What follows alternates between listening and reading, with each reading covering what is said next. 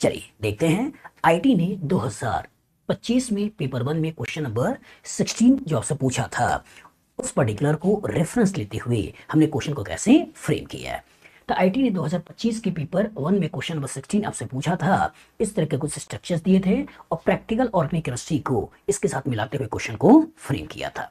तो उसी में से हमने इस वाले स्ट्रक्चर को उठाया कि कहीं ना कहीं से इसे हमें बनाना है और इसी से आपके कॉन्सेप्ट को निखारने की मैं कोशिश करूंगा।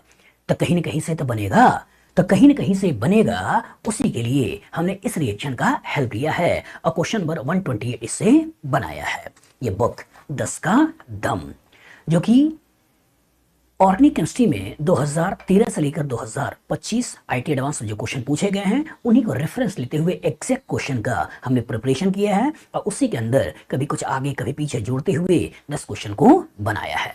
और कोशिश मैंने किया है कि जो आपके सिलेबस में है हम उन्हीं की मिक्सिंग करें, जिससे कि आपका कॉन्सेप्ट प्रॉपर तरीके से निखरे और बाउंड्री के अंदर रहते हुए कैसे चैप्टर को मिलाया जाता है वो आप अच्छी तरीके से सीख पाए। चलिए क्वेश्चन को देखते हैं। हमने लिया है 2 ब्रोमोप्रोपेन के ऊपर एल्कोहलिक KOH का रिएक्शन है, हीट है, इसे फर्स्ट बनाना है। फिर HBr पेरोक्साइड का रिएक्शन से सेकंड बनाना है। फिर सोडियम ईथर का रिएक्शन से थर्ड बनाना है। फिर Cr2O3 Al2O3 773 kelvin temperature 10 to 20 atmospheric pressure, इसे आपको फोर्थ बनाना है। फिर कार्बन मोनोऑक्साइड HCl के रिएक्शन से फिफ्थ बनाना है।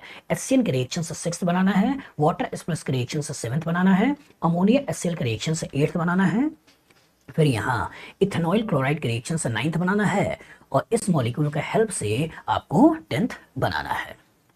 चलिए समझिए कि कैसे हम इस पर्टिकुलर स्ट्रक्चर को बनाते हैं।